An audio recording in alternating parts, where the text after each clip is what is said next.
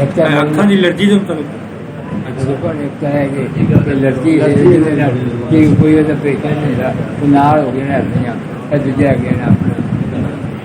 میرے محترم بھائیوں، بھائی نے سوال پوچھا ہے آنکھوں کی الرجی کے لیے.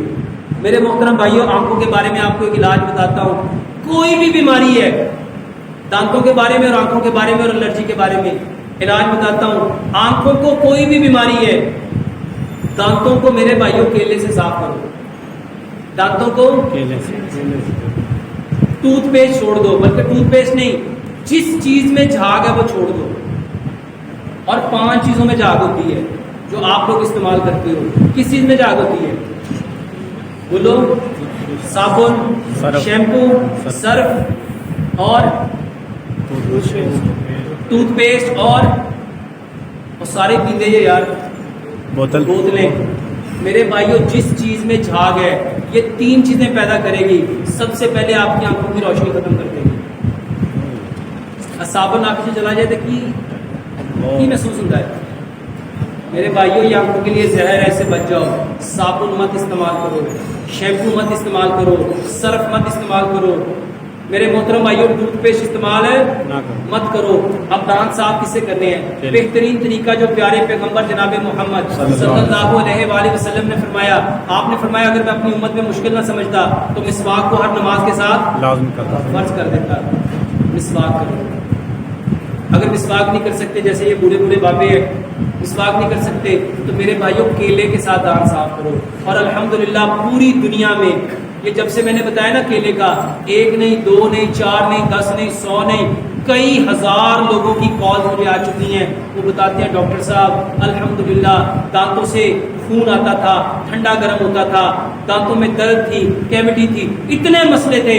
جب سے آپ نے وہ کیلے کا شروع کیا الحمدللہ ٹوتھ پہ چھوڑ دی، کیلے سے دانت صاف کر رہے ہیں. میرے بھائیوں، 1 انچ کا کیلا لو، اس کو میش کر کے پیسٹ بناؤ، برش کے اوپر لگاؤ اور اس سے دانت صاف کرو.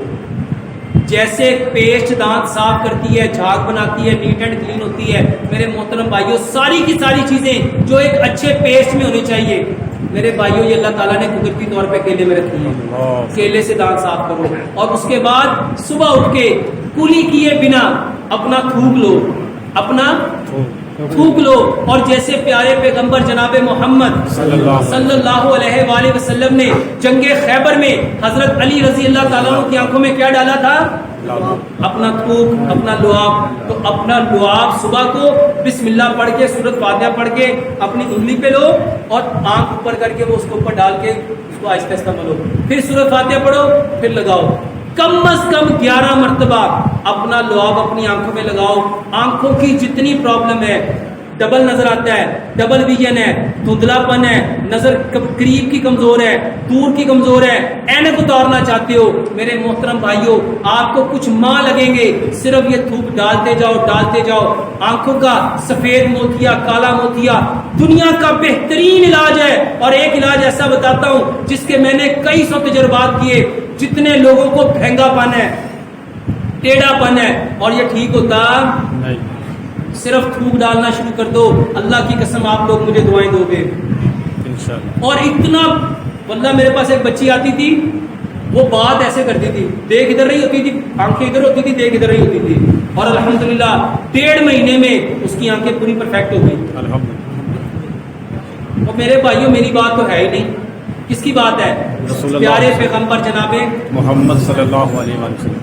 دانتوں کی ہر بیماری کے لیے کیلا استعمال کرو اور آنکھوں کی ہر بیماری کے لیے اپنی تھوک استعمال کرو.